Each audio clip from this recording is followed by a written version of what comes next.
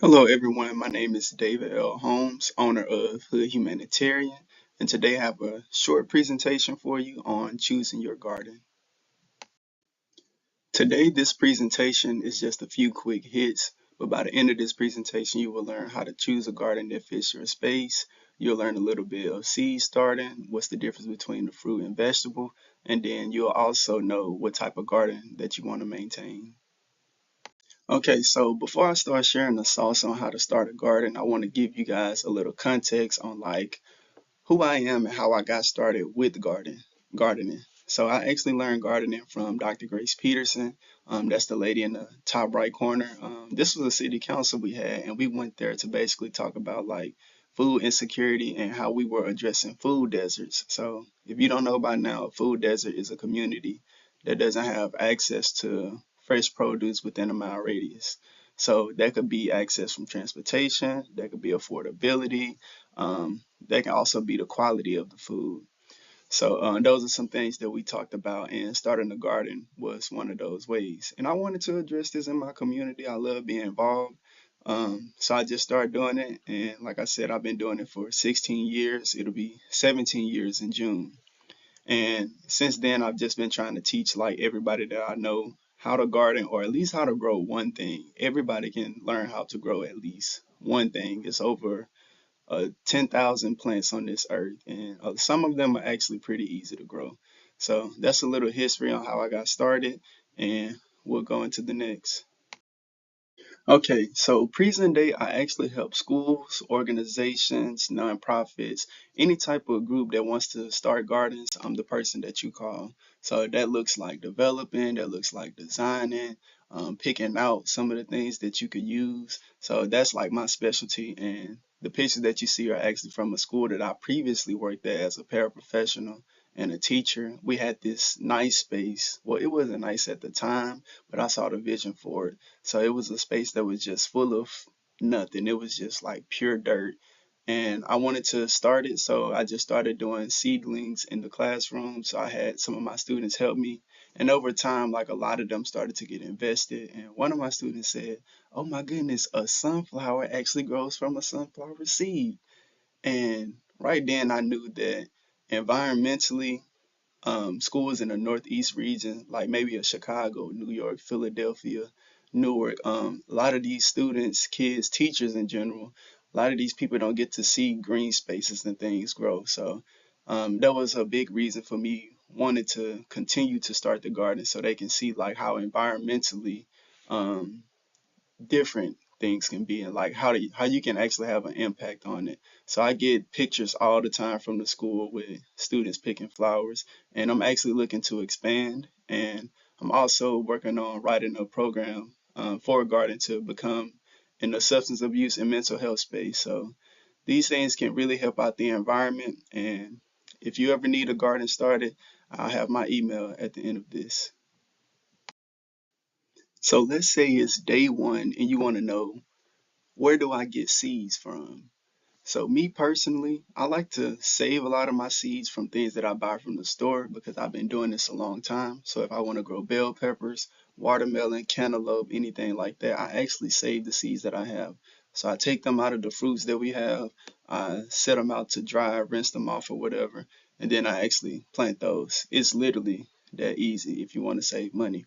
But if you do want to buy, I like to use Amazon, and I try to buy seeds that say heirloom. And heirloom plants are usually like the organic plants instead of like, GMO or like modified or something like that. Usually you don't have to worry about that with seeds, but I always stick to like the heirloom brand.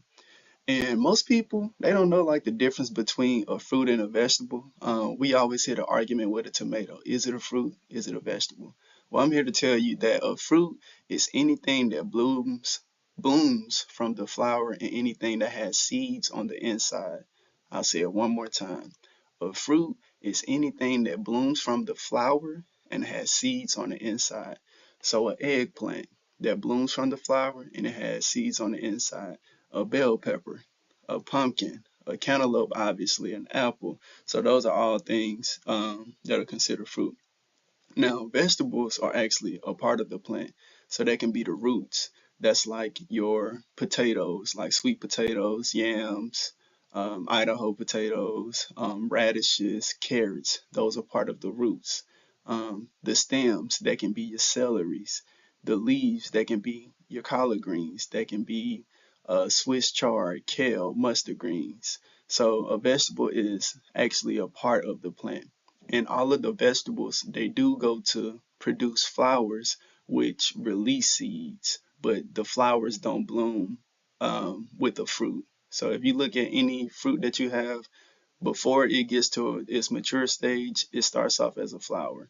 So that's the difference between the fruit and the vegetable.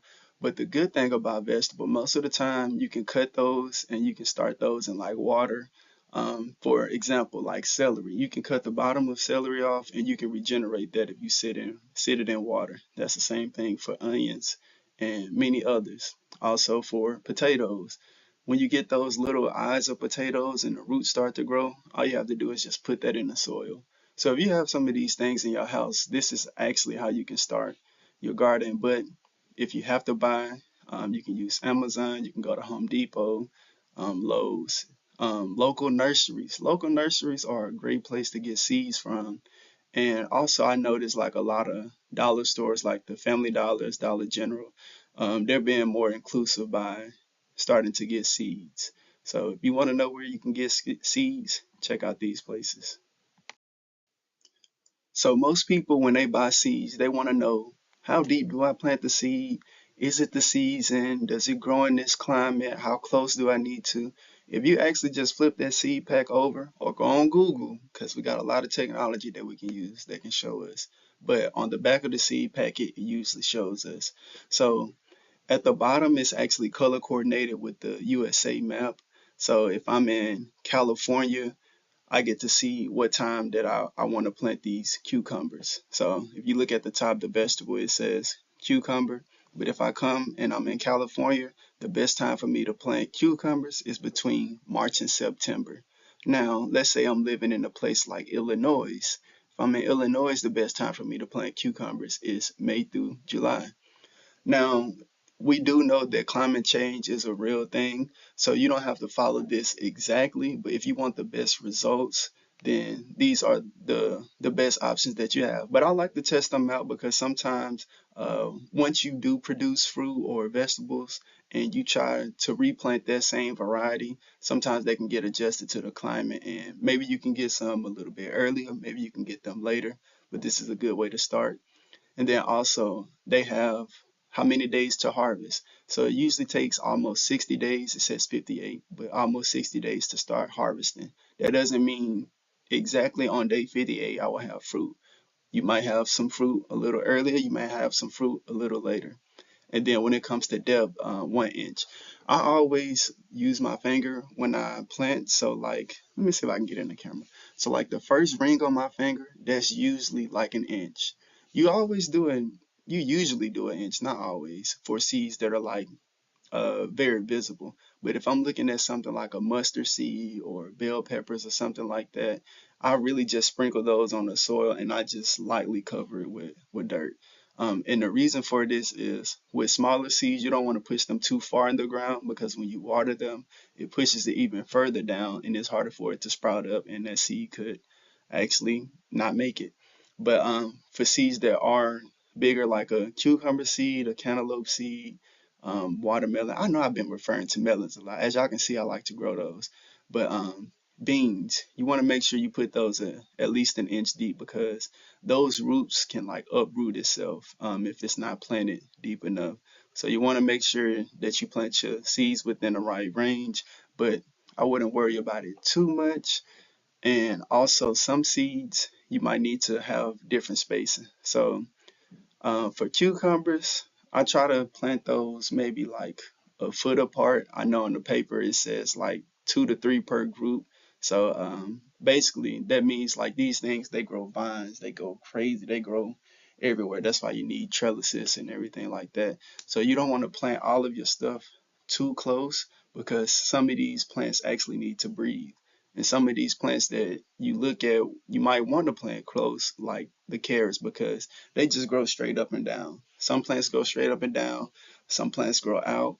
Some take more nutrients than others. So you can look at different ways that you can plant, and you can also see which plants go good together. If you don't have an outdoor space, don't worry about it. You still can do gardening. And me, I like to do container gardening. So during 2020, during the pandemic, I noticed that like I really don't have a space. I'm new to this city. I want to start my garden, but I need to figure out a way that I can bring in plants. And I really didn't have a lot of money just to be going out buying nice containers and a bunch of soil and everything. So I used what I had. I know I buy a lot of water bottles, gallon waters. So all I did, I just cut the top off, filled it up with soil that I got from the dollar store, and I just literally planted seeds and I set them in the window. Um, you can use creativity. You can turn anything into a pot. I saw people take old jeans that they had, and some people filled it all the way up with soil, and they just put plants in it, and it grew out. It was real creative. But if you like pots, some people like pots to match. Some people want the aesthetically pleasing looking pots, so I get it. But if you just want to start growing something, you can always recycle tools that you have at the house. Now, a mistake that I did make, because this was my first time indoor gardening, some of my plants were actually like they would sprout, but then after a couple weeks they would die, and that's because they didn't have a drain. So when your leaves are turning yellow, that means your plants are probably overwatered, and you need to poke holes in the bottom of all your pots if you recycling. Now, if you buying pots, they should already come with them, but that's a great way to do them. But some things to grow good inside: bell peppers, cucumbers, they sprout, but they don't really last indoors, if I'm being honest. But you can grow onions, you can grow a lot of herbs if you like to make teas. Tomatoes can grow inside as well. But I would just test them out and then just make sure they get as much light as possible. I tried to grow sunflowers indoors. Like I said, they sprouted, they did good for a while, but they started to lean over because they need 6 to 8 hours of sunlight. And the spot in my apartment just didn't get that much light. So you can always do container gardening, whether it's indoor or outdoor. You might not want to take up the whole space. You might just want to have a few pots or something like just along a fence or anything like that. So look into container gardening. Look on TikTok, look at YouTube shorts, and you'll see some creative ideas that people have with container gardening. We need to identify the space that we can use for a garden.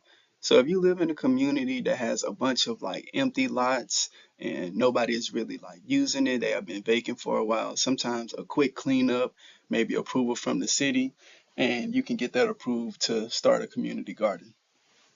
For other people, you might want to start doing either vertical growing or fence growing. Now, these are very similar, but vertical growing is basically what you see when plants are like stacked on top of each other, or we have been seeing a lot of hydroponics. So when you're growing up, straight up vertically, you can grow things like corn, flowers, peppers, herbs. Herbs are really good when it comes to like the basil, the thyme. Rosemary can get a little big, but as far as like starting them, that's a great spot to grow up as well. And then again, all types of leafy greens from arugula, lettuce, anything that's a leafy green, they work good when it comes to growing up.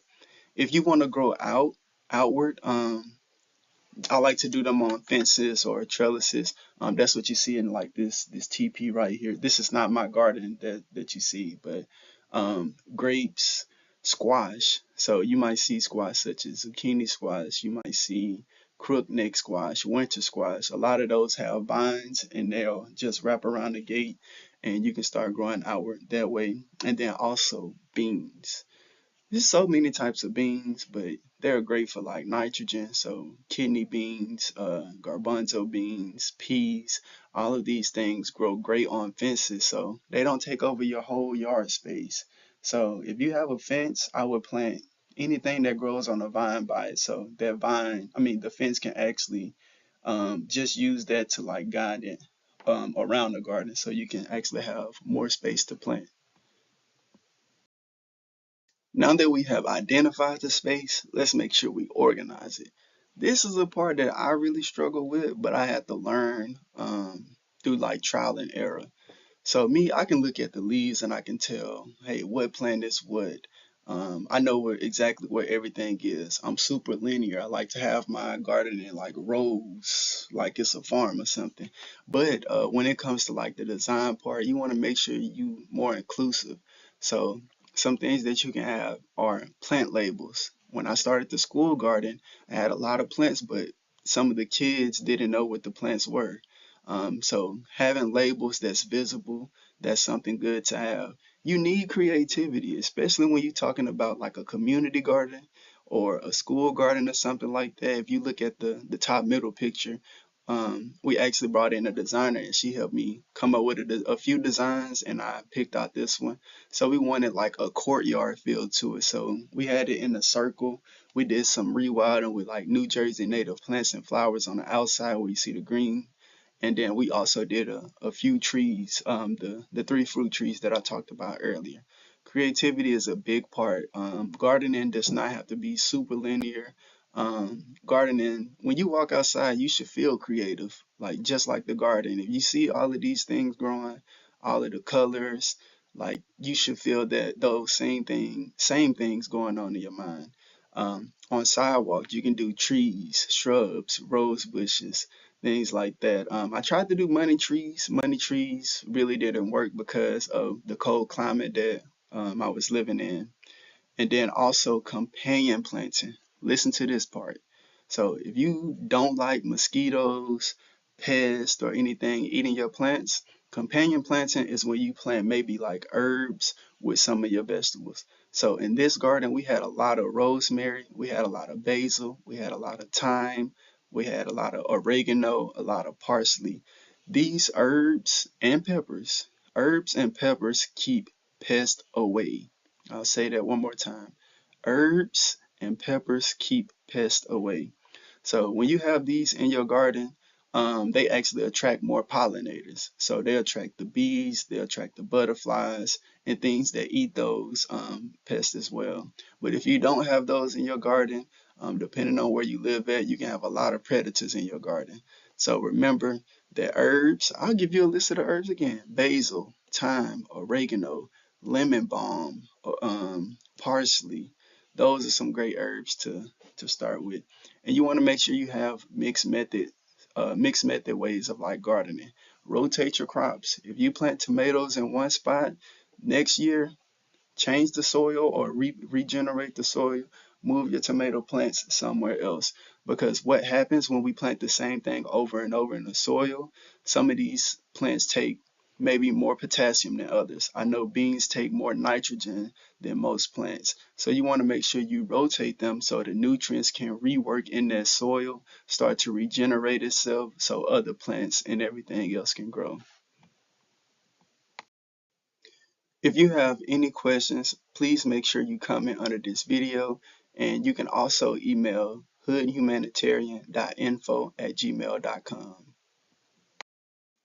If you need more resources, I will start posting YouTube shorts. I'm transitioning my content from TikTok to come over to YouTube. So I'll be posting a lot of shorts. I'll be talking about how to grow different plants. I'll be talking about companion planting. You'll get some old videos, some new videos. I even post content about doing balcony gardens as well. So make sure you stay tuned for the YouTube shorts.